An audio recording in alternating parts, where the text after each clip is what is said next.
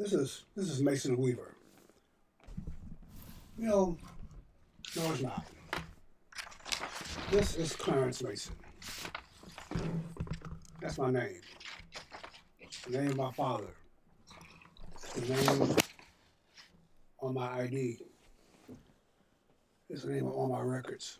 It's the name my driver license is in. It's the name that my home is in. It's the name of my children. My name is Mason. And I changed my name to Mason Weaver, basically in honor of my stepfather, who raised me. My mother and father divorced when I was very young. And my stepfather raised me. He was an ordained minister. My grandfather, my mother's dad, was an ordained minister. And I grew up in churches all my life. And I've seen folks in and out. My name is Clarence Mason. I'm Reverend Clarence Mason. I'm an ordained Baptist minister. And I know that God is real. Personal history, a personal introduction. So I know that God is real. So I changed my name when I was in radio before internet. And people could find your home by just getting your license number in your car and go to DMV. And I didn't want people to make me hurt them over my wife and kids. So I took my stepfather's name for my radio program. It's been hard to change it. I think I need to go back to Clarence Mason. I like Clarence Mason. Um, I think that we need to talk about who we are, what we're doing. I am an ordained minister. I believe in God Almighty and His Son, Jesus Christ. It is what I believe. It is how I function. It is how I move around. That's who I am. I'm going to act like I believe God because if I act like I believe God, God will act like He believes me. So I want to talk to you about our organization. You see the title of it, leavetheplantation.org. The enemy's going to cut us off during the election cycle. They've already been planning every October, the last two Octobers, they have shut down conservative sites. And I think that they've been practicing the system, completely shut us off in October of this election year, right before the election. We had better be gathering ourselves together and connecting ourselves together, joining our email accounts. Have your members, have your followers give you their email addresses, folks, because that's going to be the only way you can communicate with them. The only way. They're going to shut you down right now. I do videos, and I'm getting 300 hits, 300 views on my videos. Great. Maybe I'm not that good. Maybe I'm not. But people are saying they can't see them. They can't. We know what the enemy's doing. We're going to do something. This organization is gathering people together that are lost. This is a Christian movement. If you're not a Christian, it's not for you. Bless your heart. But we're not going to make you comfortable in your misery by denying the truth of God. And one of the main things is that we have to forgive. Let's look at how slavery is. This is not a black and white thing. It's a slave and free thing. You ever notice in the Bible, the people in Scripture never go into slavery while they're worshiping God. They never go into slavery while they're praising God and singing His name and obeying His will. They never go into slavery. And they never come out of slavery until they stop doing what they're doing and go back to worshiping God. Over and over again, the people of Israel went in and out of slavery based on how they're worshiping God. And look at black folks. Anybody here black brother than me? They understand black history, understand slavery, because that's all we do. Let's talk about our past. That's all we do. We're the only racial group in America, in the world, who sings glory and praise songs about our oppression. We're the only people in the world that developed a style of music called the blues to express how sad we are and how oppressed we are. We're the only people in this country with organizations gathered around getting more comfort in our misery, demanding people like us and change us. We're the only people. And look at us. We came over here worshiping every false god you can think of, and then we stayed in captivity until we start talking and praising Jesus, the name of the Lord. And we came out of captivity praising God because God's people never go into slavery until they start, while they're worshiping Him, and never come out until they stop doing what they're doing and begin to worship God. And now we seem to be going back into slavery. We're demanding slavery now. We've fallen so far away from God, we are demanding a return to slavery. We are actually demanding segregation.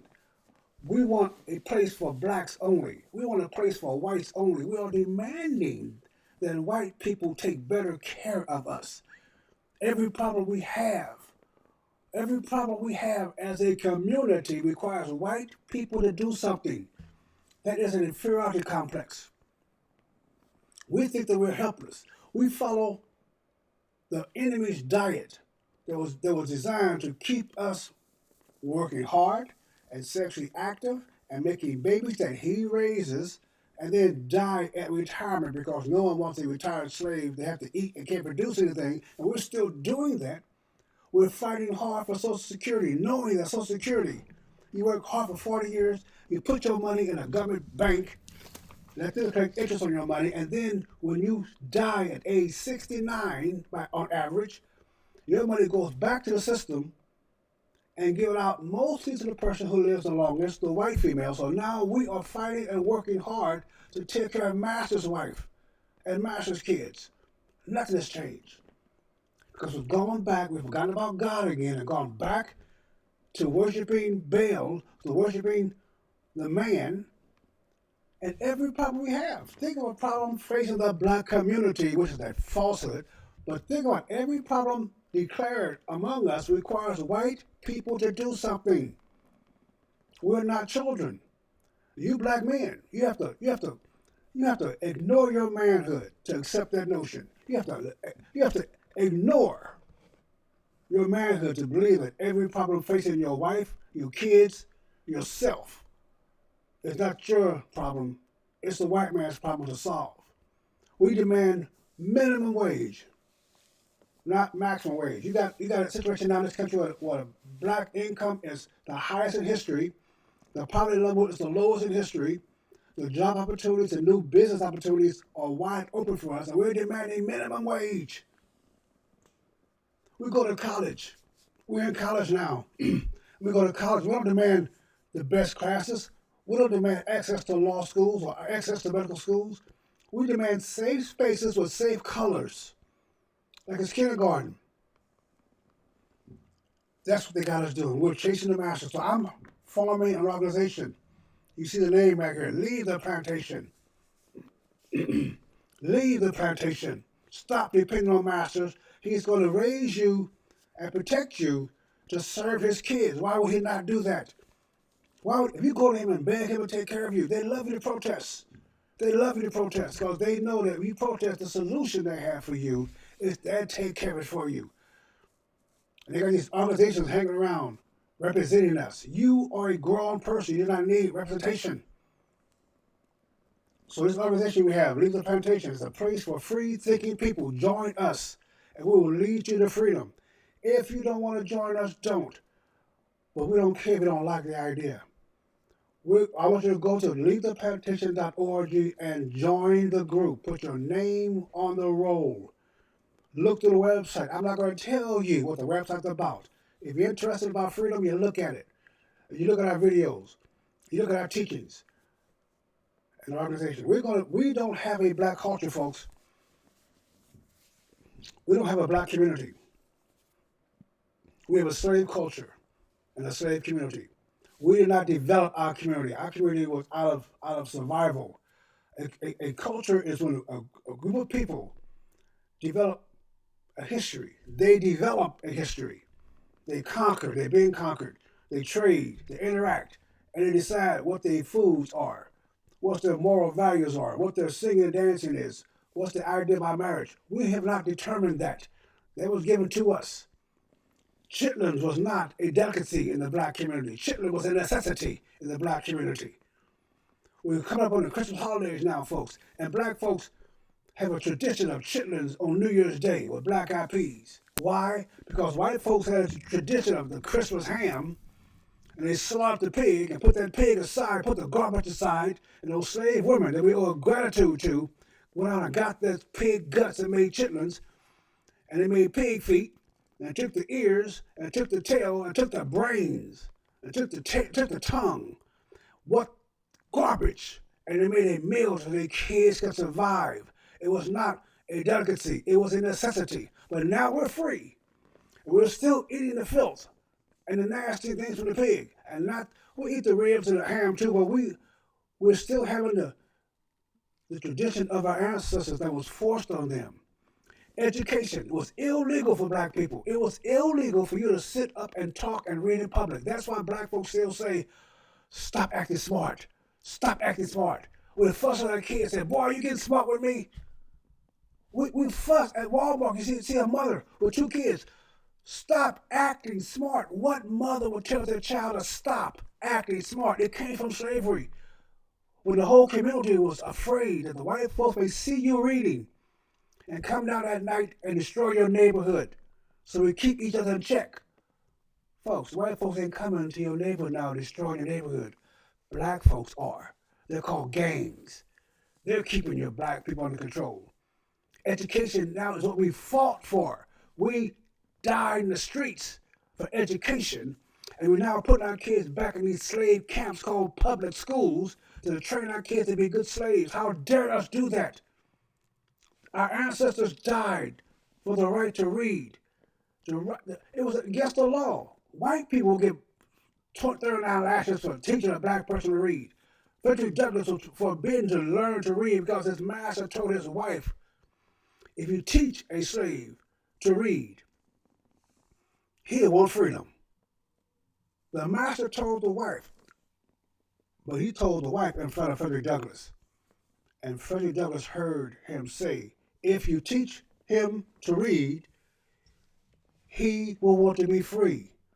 And Frederick Douglass said, yeah, I better learn how to read then. And guess what? When he started reading, he became a man and wanted freedom. If you learn Eddie Cage, Minister Eddie Cage, look him up, illiterate at 21 years old, decided reading was freedom and taught himself to read. Now he's a leader of the conservative movement because he understood what freedom was. They don't want you to read or learn. We're giving ourselves back to the master. Now, the only way we can be free, folks, the only way we can be free is through God. That's real freedom. So join my organization. Let's tune up. All you people with groups of your own, bring your groups to this organization. Join us. Bring your folks with us. Let us educate the masses. We have to do that. White man can't do that. We must free the slaves. So we got a new Underground Railroad. We want you to join the new Underground Railroad.